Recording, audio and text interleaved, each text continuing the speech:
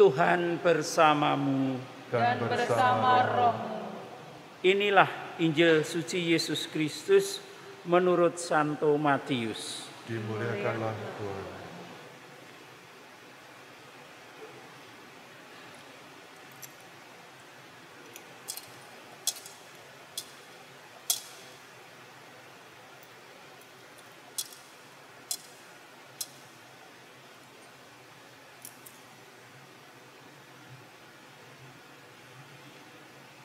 Dalam khotbah di bukit, Yesus bersabda kepada murid-muridnya, "Ingatlah, jangan kamu melakukan kewajiban agamamu di hadapan orang supaya dilihat mereka. Karena jika demikian, kamu tidak beroleh upah dari Bapamu yang di surga. Jadi, apabila engkau memberi sedekah, janganlah engkau menggembar-gemborkan hal itu seperti yang dilakukan orang munafik di rumah-rumah ibadat dan di lorong-lorong supaya dipuji orang. Sesungguhnya aku berkata kepadamu, mereka sudah mendapat upahnya.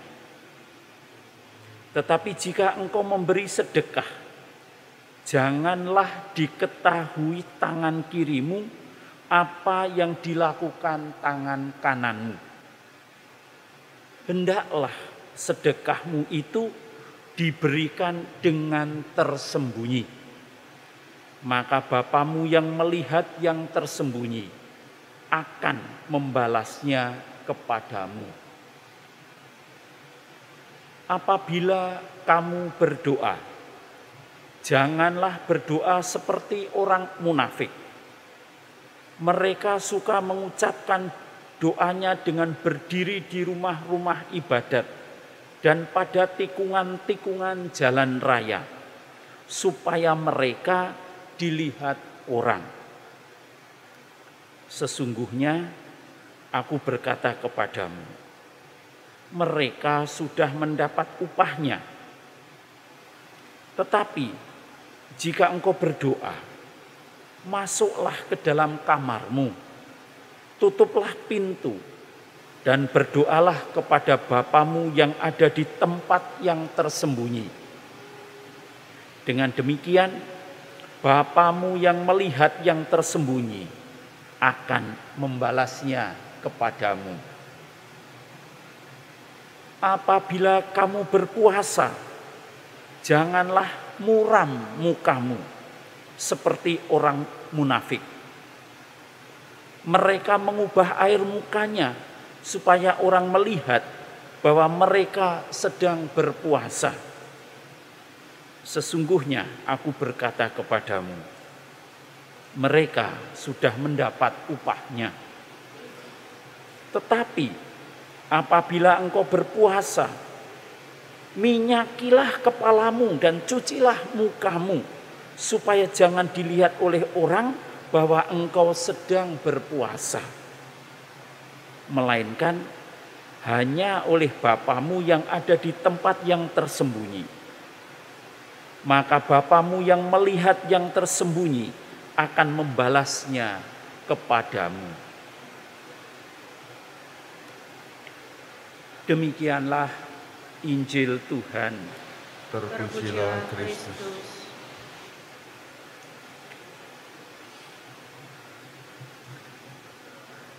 Adik-adik, orang-orang muda, Bapak Ibu, saudara-saudari sekalian, saya hanya ingin menyampaikan 2 poin. Yang pertama, mari kita bersama-sama sebagai jemaat, sebagai umat Allah, bergerak bersama melaksanakan panggilan yang telah ditanamkan oleh Allah dalam hati kita, adalah panggilan jiwa untuk makin hari makin mendekat, makin menyatu dengan Tuhan kita Yesus Kristus. Jadi kita tidak bergerak sendiri-sendiri, tetapi kita bergerak bersama.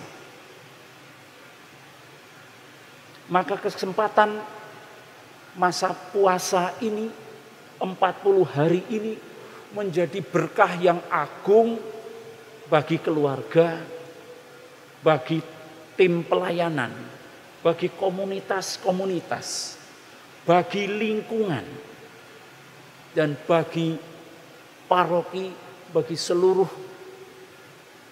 keuskupan kita. Kita tidak bergerak sendiri, tapi kita bergerak bersama. Maka puasa, doa, dan sedekah kita tidak demi diri sendiri. Itu yang pertama. Yang kedua, mari kita memasuki masa Prapaskah ini dengan 3 sabda yang disampaikan oleh Yesus itu juga bersama-sama. 3 hal itu adalah melakukan sedekah, derma, amal kasih. Itu tidak kita kerjakan demi kesucian dan demi kebaikanku atau kebaikan kita sendiri, tetapi kita beramal sedekah menolong orang lain dengan kesadaran penuh untuk menolong orang lain. Maka APP, maka sinode itu menjadi hidup, menjadi kekuatan kebersamaan kita. Dengan berderma, kita memang mengurangi bagian dari yang biasa kita pakai untuk kita berikan kepada orang lain yang lebih membutuhkan. Ini sangat Kristen, sangat Yesus. Ini DNA-nya Yesus. Bergerak menolong orang lain. Maka mari kita entah dengan berbagai macam cara sebisa kita, baik dengan tenaga, baik dengan uang, atau baik dengan kekuatan yang lain, kita bersama-sama untuk menolong jumlah orang yang lebih besar lagi demi mereka. Ini APP, ini puasa. Yang kedua, Yesus mengajak kita untuk berdoa. Doa-doa kita juga tidak melulu diarahkan pada kesucian diri kita sendiri. Tetapi marilah kita berdoa untuk keluarga kita, untuk anggota keluarga kita, untuk lingkungan kita, anggota komunitas, tim pelayanan, masyarakat kita, RT, RW, lingkungan kita, untuk paroki kita, untuk gereja kita. Banyak kelompok orang yang perlu kita doakan. Antara lain, orang-orang yang menjauh dari Tuhan dari waktu ke waktu. Siapa yang mendoakan mereka? Yang banyak adalah yang menghujat mereka. Wah, orang ini jelek, orang ini begini. Kita tidak usah menghujat mereka. Mari kita doakan mereka. Semoga hatinya tergerak untuk kembali. Kita doakan keluarga-keluarga suami istri yang sedang retak, yang justru menyakitkan bagi anggota keluarganya, anak-anaknya. Tidak usah kita analisis, tidak usah kita tambahi kejelekan-kejelekannya atau kita buka kesalahan-kesalahannya. Tidak usah. Mari kita doakan mereka agar proses rekonsiliasi menguatkan mereka kembali. Mari kita doakan orang-orang yang maaf, tidak bisa mengendalikan lidah mulutnya. Sukanya mengkritik orang, menyalah-nyalahkan orang lain. Jari-jarinya itu kalau WA kirim berita-berita yang menyakitkan orang. Tidak usah kita lawan. Kita doakan agar mereka sadar bahwa pikiran, tangan, mulut, lidah bisa dikendalikan. Ada macam-macam kelompok, dan yang bersama-sama dengan Paus, marilah kita berdoa untuk perdamaian dunia.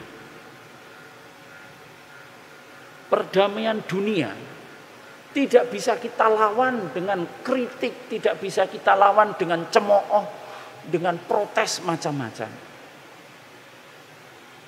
Karena itu adalah kekuatan iblis.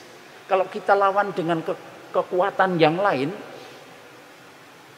dengan kekuasaan, malah tambah panas dan iblis bersukaria. Kita hadapi dengan doa. Jadi ada banyak kelompok masyarakat yang perlu didoakan, termasuk saudara-saudari kita, kenalan-kenalan kita yang telah meninggal, yang jarang ada yang mendoakan. Mumpung masih ingat, mari kita doakan mereka untuk keselamatan mereka. Berdoa. Dan yang ketiga, berpuasa. Mari kita berpuasa bersama. Kita sering dituduh oleh teman-teman kita bahwa gereja Katolik itu puasanya paling enteng. Ya sudah. Terus terang, saya ingin mengajak Bapak Ibu, saudara-saudari sekalian, brother sister, orang-orang muda yang masih punya kekuatan untuk berpuasa. Berpuasalah secara serius. Dalam bahasa Jawa, ini latihan mesu diri, mesu rohani dan badan kita, agar kita tidak terhanyut oleh nafsu-nafsu kedagingan, oleh keliaran pikiran-pikiran kita, mulut yang tidak mudah dikontrol, jari-jari yang terlalu cepat mengirim berita-berita yang tidak menguntungkan. Berpuasalah untuk mengendalikan pikiran, perasaan, dan badan kita, panca indera kita. Berpuasalah agar kita semua bisa merasakan apa artinya kita berjuang untuk tidak kalah dengan setan. Kita orang-orang lemah, maka perlu bersama-sama. Berpuasalah agar kita bisa maju secara rohani. Adik-adik semua, orang-orang muda, Bapak Ibu sekalian, brother sister, serius berpuasa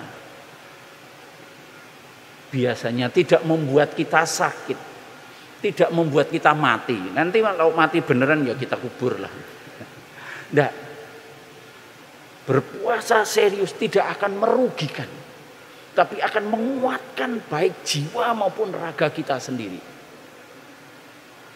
Tetapi, nah ini ada catatan ya untuk orang-orang modern itu, wah puasa kesempatan untuk mengurangi lemak-lemak yang nempel di.